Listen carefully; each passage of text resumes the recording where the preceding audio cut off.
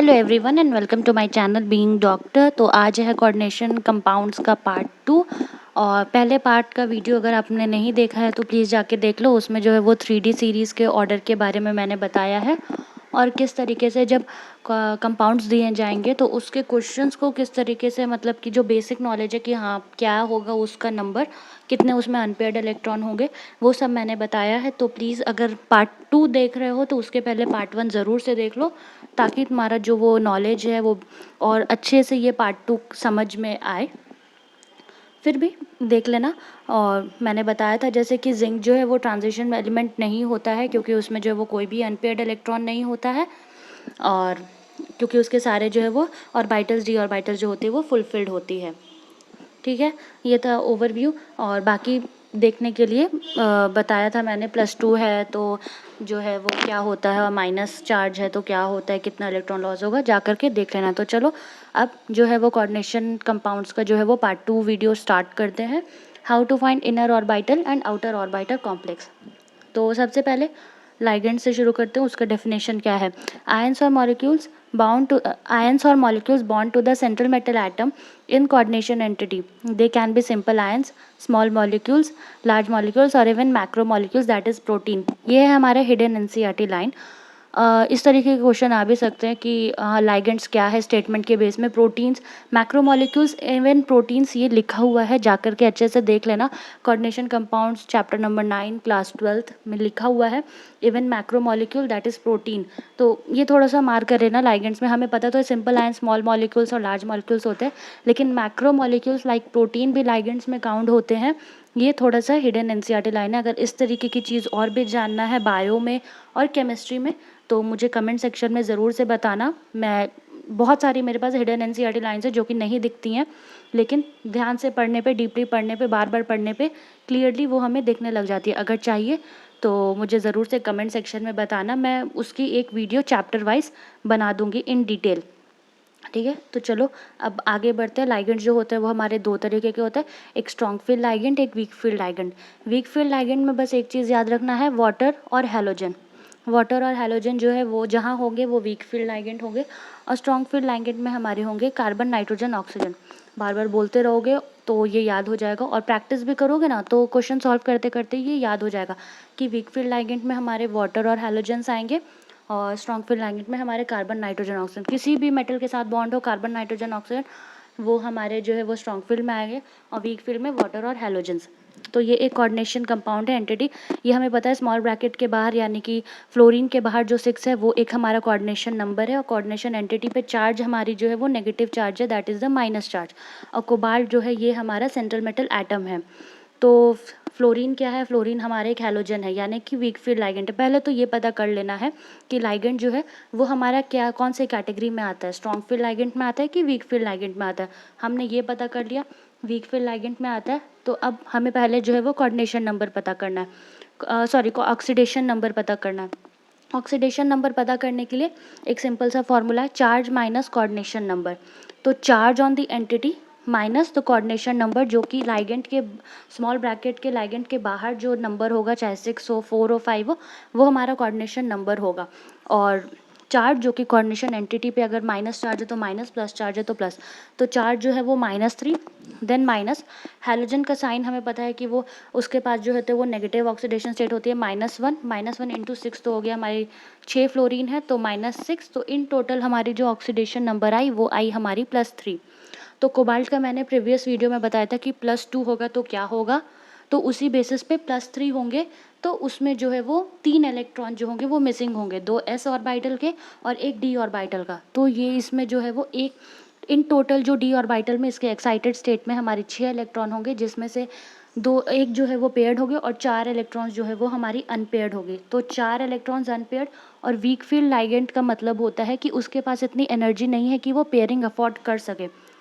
तो जो है वो हाफ फील्ड में जो है वो फिर इलेक्ट्रॉन जो होते हैं वो पेयर नहीं करते हैं, तो हमारे जो है वो नेक्स्ट फर्दर जो एम्प्टी ऑर्बिटल्स है उसमें जाता है, यानी कि हाइब्रिडाइजेशन इसका होगा हमारा sp3d2। डी में हमारा हाफ फील्ड है, पेयरिंग अफोर्ड नहीं कर सकता है फ्लोरीन, यानी कि वीक फील्ड लाइगेंड्स अफोर्ड नहीं कर सकते हैं, तो उसके लिए वो पेयरिंग नहीं होगा क्योंकि उनके पास उतनी एनर्जी नहीं होती है। पेयरिंग नहीं होगा तो जो एम्प्टी ऑर्बिटल्स है यानी कि एस ऑर्बिटल जो चार्ज की वजह से हमारी खाली हुए, फिर फर्दर पी ऑर्बिटल, देन आगे का डी ऑर्बिटल, उसमें जा कर के हमारी इलेक्ट्रॉन्स जाके सेट हो जाएंगे। ठीक है, तो इसकी हाइब्रिडाइजेशन जो होगी वो हमारी आएगी sp3d2 हाइब्रिडाइजेशन, और ये हमारी आउटर ऑर्बिटल कॉम्प्लेक्स है। उसी तरीके से कोबाल्ट और अमीन का मैंने लिया है, वही सेम चीज़ है। ऑक्सीडेशन नंबर +3 आएगा, कोबाल्ट +3 में है, लेकिन यहाँ पे केस है कि नाइट्रोजन है। नाइट्रोजन मैंने बताया कि वो हमारा स्ट्रॉन्ग फिल लाइगेंट है, यानी कि उसके पास इतनी पावर है कि वो पेयरिंग अफोर्ड कर सके, तो वो पेयरिंग करेगा। पेयरिंग करेगा तो क्या होगा कि सेम केस है कि एक ऑर्बिटल में हमारे पेयर्ड इलेक्ट्रॉन्स है और 4 ऑर्बिटल्स में हमारे जो है वो अनपेयर्ड इलेक्ट्रॉन्स हैं। तो पेयरिंग होगा, पेयरिंग अगर करेगा कुछ इस तरीके से, पेयरिंग अगर करेगा तो हमारे पास जो है वो 2 ऑर्बिटल जो है वो फुल्ली एम्प्टी मिल जाएंगे, तो इसलिए हमारे पास जो है ये इनर ऑर्बिटल कॉम्प्लेक्स फॉर्म होगा, यानी कि हमारी D2sp3 पेयरिंग अगर करेगा क्योंकि स्ट्रॉन्ग फील्ड लाइगेंट है, स्ट्रॉन्ग फील्ड लाइगेंट होगा तो हमारे इनर ऑर्बिटल कॉम्प्लेक्स होंगे, क्योंकि इनर ऑर्बिटल जो है वो हमारी एम्प्टी हो जाएगी। दो चीज़ ध्यान रखो, weak field ligand, strong field ligand सबसे पहले पहचानो। वीक फील्ड लाइगेंट पता चल गया कौन होते हैं, हैलोजेंस होते हैं और वाटर होते हैं। स्ट्रॉन्ग फील्ड लाइगेंट कौन से होते हैं, carbon, nitrogen, oxygen. Weak field ligand है तो आउटर ऑर्बिटल कॉम्प्लेक्स होगा, हाइब्रिडाइजेशन sp3d2 होगी। और फिर क्या बोलते हैं, स्ट्रॉन्ग फील्ड लाइगेंट है तो कार्बन, नाइट्रोजन, ऑक्सीजन होगा, क्या बोलते हैं, पेयरिंग होगी और इनर ऑर्बिटल कॉम्प्लेक्स होगी, यानी कि हम इनर ऑर्बिटल कॉम्प्लेक्स होगी यानी कि D2sp3। यही चीज़ है। अब इसी तरीके के मैं क्वेश्चन लेते आऊँगी। एक बार ये एक सीरीज़ हो गया, और पार्ट 3 वाला सीरीज़ में ज़्यादा कुछ नहीं है, उसमें मैग्नेटिक मोमेंट वगैरह ही है, वो भी तुरंत से हो जाएगा। तो बोलोगे तो मैं इसी में बता देती हूँ, तो पार्ट 2 में, दोनों पार्ट में हमारा हो जाएगा। और वैसे रहने दो, अगले पार्ट में हो जाएगा, क्योंकि फिर ये वीडियो बहुत ज़्यादा ही लेंदी हो जाएगी, तुम लोग देखोगे भी नहीं। अपने दोस्तों तक इसको ज़रूर से शेयर करना। और इनर ऑर्बिटल कॉम्प्लेक्स होगा तो ध्यान रखना D2sp3, आउटर ऑर्बिटल कॉम्प्लेक्स होगा तो sp3d2। ठीक है, इस समझ में आ जाएगा ये क्यों है। देखो, ये मैं नेक्स्ट वीडियो में बताऊंगी कि हाइब्रिडाइजेशन का क्या है, क्यों मैं इसको बोल रही हूँ, क्यों हमारे sp3 नहीं है, क्योंकि ये जो है वो 6 है, टेट्रा ऑक्टाहेड्रल का कंपाउंड है, ऑक्टाहेड्रल कॉम्प्लेक्स है, इसलिए यह मैं D2sp3 या फिर sp3d2 बोल रही हूँ, इनर और outer orbital complex. Next video में आना तो फर्दर जो है वो मैग्नेटिक मोमेंट बताऊंगी, पैरामैग्नेटिक, डायमैग्नेटिक, और हाई स्पिन, लो स्पिन का कॉन्सेप्ट भी मैं बताऊंगी। और उसके बाद ये जो बात मैंने बोला कि टेट्राहेड्रल, फिर ट्राइगोनल, बाईपिरामिडल वगैरह में कौन कौन सी हाइब्रिडाइजेशन होगी, कितनी कोऑर्डिनेशन एंटिटी होगी, पार्ट 1 वीडियो जो है वो ज़रूर से देख लेना, क्योंकि उससे जो है वो बहुत ईजिली क्वेश्चन सॉल्व होने लगेंगे। ये एक बार सीरीज़ पार्ट 2 हो गया, अब पार्ट 3 जब आएगा तो उसके बाद फिर नेक्स्ट फर्दर मैं लाऊंगी, तो मैं क्वेश्चन ही का सॉल्व करने के लिए लाऊंगी और तुरंत से हो जाएगा। जानते ही हो नीट के एस्पिरेंट्स और बोर्ड जो दे रहे हैं इस साल 12th बोर्ड, कि कितना ज़्यादा इंपॉर्टेंट है कोऑर्डिनेशन कंपाउंड्स। कोऑर्डिनेशन से डेफिनेशंस भी आते हैं, नॉर्मल क्वेश्चंस भी आते हैं, और इस तरीके से नीट में भी आ जाते हैं पूरे क्वेश्चंस की। मैग्नेटिक मोमेंट बताया, weak field ligand, strong field ligand वगैरह से लेकर के एक ही क्वेश्चन में 4-5 चीज़ आ जाएगा।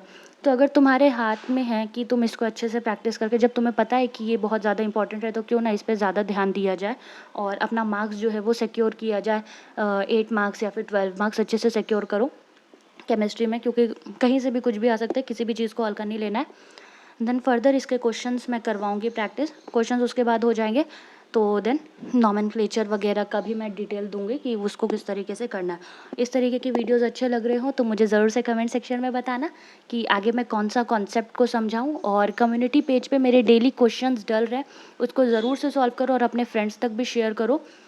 अभी जो है वो डाइजेशन एंड अब्जॉर्प्शन के क्वेश्चंस डल रहे हैं, फिर 17 सितंबर से respiration and then body fluids and circulations के क्वेश्चंस डलेंगे इस तरीके से। और केमिस्ट्री के क्वेश्चंस तो मैं कम्युनिटी पे डाल दूं, लेकिन उस तरीके से मैं एक्सप्लेन नहीं कर पाऊंगी जिस तरीके से मैं करना चाहती हूँ, कि तुरंत से कैसे सॉल्व होगा और प्रैक्टिस में क्या हैबिचुअल रहना है। ठीक है, तो पार्ट 1 ज़रूर से देख लेना, मेरे चैनल को भी शेयर करना और इस वीडियो को भी शेयर करना, इसको देखना। और साथ में पढ़ोगे तो साथ में पढ़ोगे तो कंपटीशन बढ़ेगी और अच्छा है, तुमको लगेगा कि हम और बेहतर करें, उससे भी बेहतर करें। अब इसका मतलब ये नहीं कि कंपटीशन ना बढ़े तो तुम शेयर ही ना करो, वो कहीं और से देख ही लेंगे, लेकिन इस तरीके से शेयर करोगे तो ज़्यादा है, अच्छा है कि न्यू कॉन्सेप्ट्स पता चलते हैं, न्यू तरीके कि हाँ किस तरीके से क्या करना है। So don't forget to subscribe to my channel, Being Doctor. Thank you. Have a nice day. Bye bye.